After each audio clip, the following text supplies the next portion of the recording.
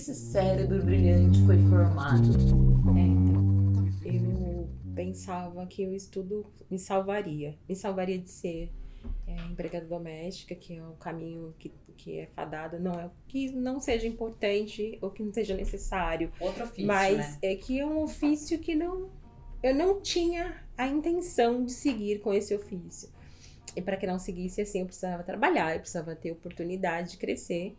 Então eu comecei fazendo cursos técnicos. Então eu sou a técnica em contabilidade, comecei lá atrás, fui trabalhar na área de contábil e aí me senti lesada pelo contador que eu fazia estágio, mas aí é uma outra história. Isso me fez falar, não, eu quero fazer algo com... Eu fazia estudo de línguas, então eu fazia francês e espanhol.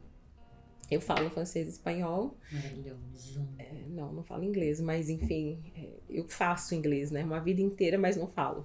A questão, francês e espanhol eu comecei na primeira infância, inglês depois. Querida francês. É isso. Mas aí eu comecei a pensar em uma graduação que incluísse o que eu tinha de habilidades contábeis, porque eu era formada técnica em contabilidade, e que também pudesse englobar as línguas que eu vinha feito. Nessa ocasião eu achava que seria diplomata e que sairia pelo mundo e que tudo daria certo, até entender que a CUTES me seria um empecilho. Mas eu fui fazer administração de empresas com habilitação em comércio exterior e consegui uma vaga numa multinacional, né, uma empresa financeira, uma multinacional na área de comércio exterior. Então, muito perfeito.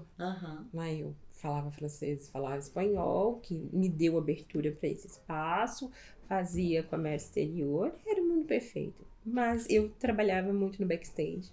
Eu nunca conseguia chegar e fazer os trabalhos que, de fato, eu gostava de fazer dentro da área de comércio exterior. Mesmo depois, quando eu fiz pós em comércio exterior e que eu já fazia os relatórios gerenciais, não abriam-se portas para a Luciana. E até então, eu enxergava isso como um mundo muito machista. É um espaço onde só homens acessam, né? Eu queria estar na banca, queria fazer coisas mais voltadas para clientes também, não só fazer a parte operacional. Mas depois eu comecei a perceber a presença de mulheres lá, mas essas mulheres não tinham meu cor de pele, não tinham a minha história, mas tinham menos instrução que eu. Sim, clássico.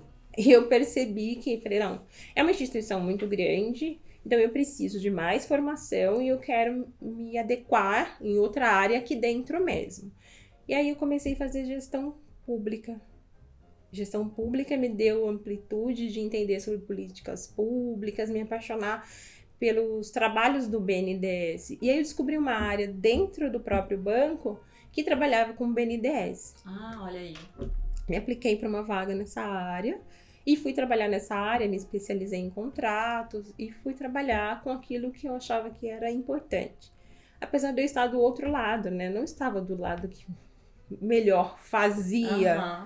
Eu estava do lado que, na verdade, que tinha disponibilidade, que era do BNDES, mas esse espaço dentro desse banco, por ser uma multinacional, só atendia a grandes empresas transnacionais. Sim. Não atendia o pequeno empresário, o microempresário e as pessoas que queriam fazer exportação, as pessoas que queriam acessar esse espaço.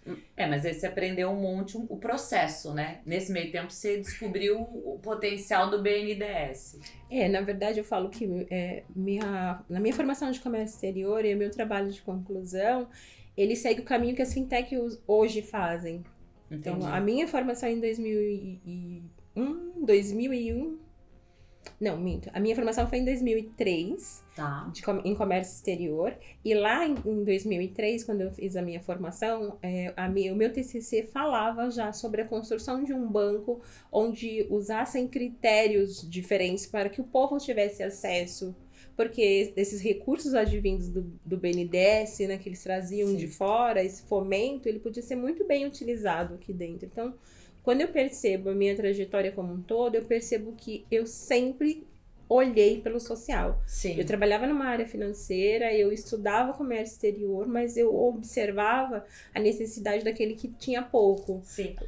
Não, pode falar. Não, então, e assim, dentro dessa construção, eu entendi que eu não conseguiria fazer muito dentro daquela estrutura que eu estava. Sim. Que era uma estrutura que, por ser a instituição que cobrava taxas que não eram as taxas que as pessoas que têm necessidade conseguiriam praticar. E aí eu começo a dar um pouco mais dentro da questão, dentro da área financeira e na área de investimento para tentar entender isso. Mas aí eu descubro que dentro do banco tem uma área que faz isso. Que faz isso. E aí eu migro para essa área. Para essa área. Aí eu tô numa área já de investimentos que trabalha como BNDES. É consultora financeira, tá, gente? Eu tenho uma formação de consultora financeira também, mas isso são as construções de vida, né? Eu acho. Não interessa, você tem. Ok. A gente tem que lembrar ela que ela é especial e que ela é maravilhosa o tempo todo. Ok. Aí respirando e tomando fôlego, né? E continuando, assim, dentro do banco, nesse período, eu já começo a pensar mais em pessoas e começo a trabalhar a possibilidade da construção de um comitê de diversidade.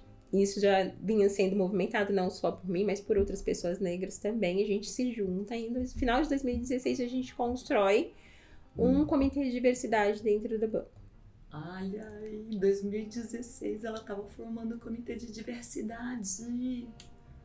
E aí isso, na verdade, acaba virando uma chave.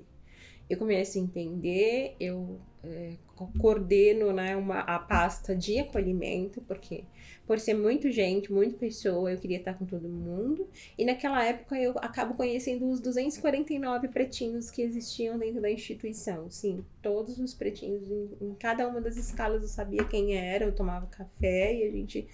sempre que entrava uma pessoa nova, eu tomava cuidado de entender quem era essa pessoa e de trazer essa pessoa para próximo desse comitê e para que essa pessoa estivesse inserida dentro desse espaço, porque eu entendia que nós fazíamos coisas muito diferentes, era um mundo muito embranquecido, né? 249, na época nós não éramos nem a cota, que é 12%, nós éramos 7% dentro da instituição.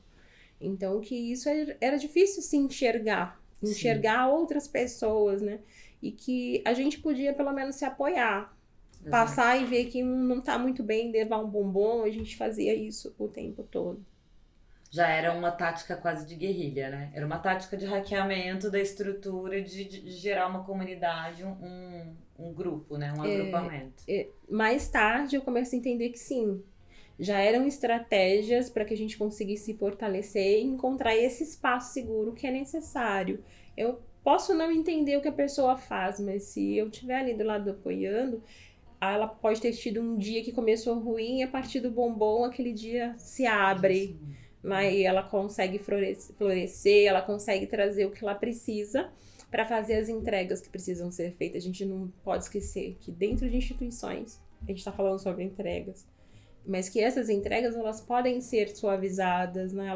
Você consegue fazer essas entregas e ir para o trabalho pensando, eu vou encontrar com esse grupo mais tarde, a gente vai conseguir bater papo, a gente vai conseguir programar, a gente programava treinamentos, a gente conseguia fazer desenvolvimento, a gente estava mais próximo do RH, nós conseguimos montar um banco de dados para conseguir fazer as indicações. Tudo bem que a gente fazia as indicações e eles, na maior parte das vezes, não contratavam as pessoas porque eles abriam para mais pessoas, não apenas um programa afirmativo, mas também tem pessoas negras, e a gente acabava, na verdade, não sendo privilegiado pelas mesmas questões de viés que a gente percebe nas várias contratações que existem, né?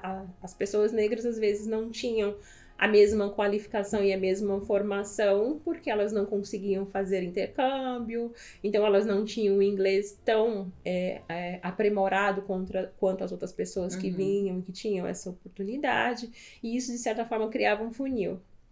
Mas, a um dado momento, eles viram a necessidade dentro do banco de criar uma área de diversidade. E nesse momento de criar a área de diversidade, a gente já estava trabalhando há bastante tempo, a gente já estava...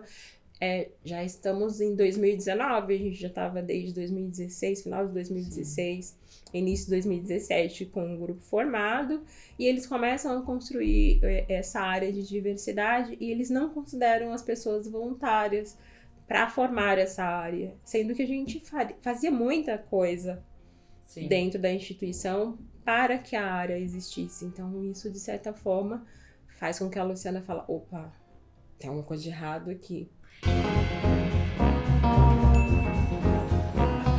Você está do lado de cá.